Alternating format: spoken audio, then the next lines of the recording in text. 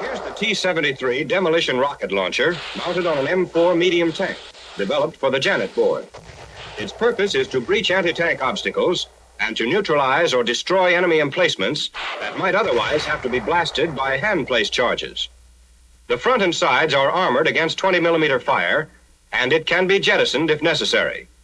The launcher carries 10 7.2-inch rockets, which can be demolition, incendiary, or smoke. But the main use is demolition. Now let's start from scratch. The T73 kit comes in 2 crates. The launcher's in one, and in the second, the support assembly, 2 brackets, and interior controls. The brackets must be mounted first. To get them in exactly the right place, so that the gun sight can be used to aim the launcher, the tank maintenance crew marks off certain reference points. First, with the tank level, a plumb bob is dropped into the turret. The plumb line is parallel to the tank's vertical axis. Then, with the line as a reference, the position of the vertical axis is marked on the outside, in this case about a foot from the line. Next, the plumb line is spotted so that it splits the gun barrel in half. The line is carried back and over the turret. A mark is made which determines the center of the turret. The brackets will be mounted an equal distance on either side of this center. Now, as a temporary measure, a wooden jig is placed on the turret. It holds the support frame in the right position until the brackets for the frame are welded in place.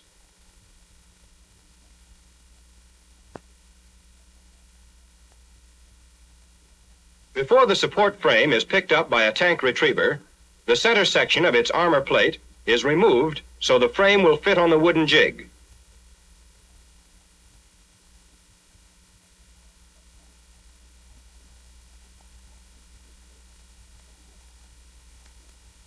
The position of the support frame is checked by measuring from its center to the vertical axis of the turret, which was the first reference point marked on the tank.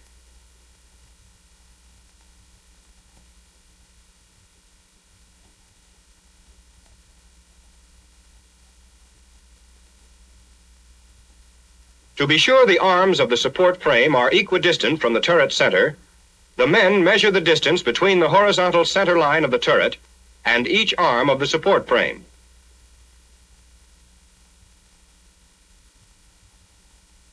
They check to make sure that the frame is at right angles to the turret.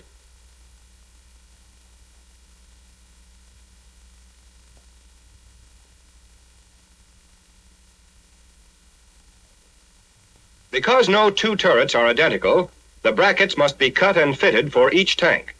To do this, cardboard templates are cut to match each side of the bracket.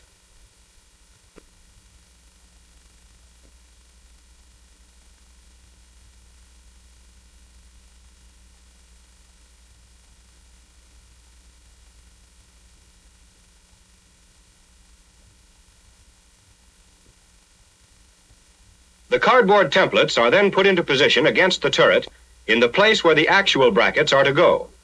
The templates are marked and then trimmed to fit the exact contour of the turret.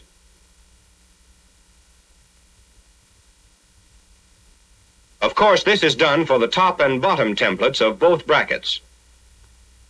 To get an even more accurate fit, the outline of the trimmed template is transferred to sheet metal.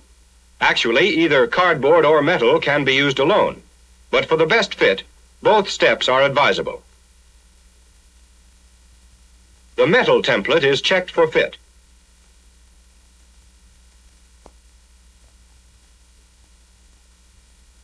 The template outlines are then traced on the brackets, each template on the proper side.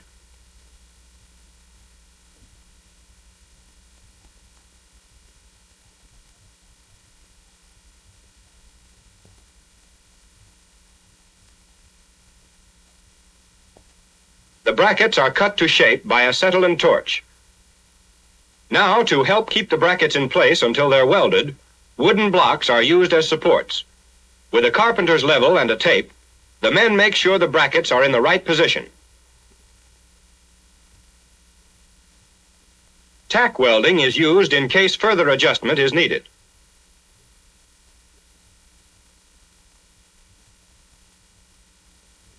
Brackets on both sides are welded the same way.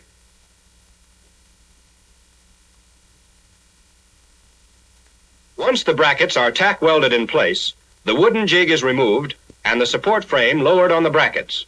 The jettisoning latches are secured. Here again, it is only fitted for size. When the crew is sure all parts fit perfectly, the support frame will be removed and the brackets welded permanently. While this work is being done, part of the crew installs controls inside the tank.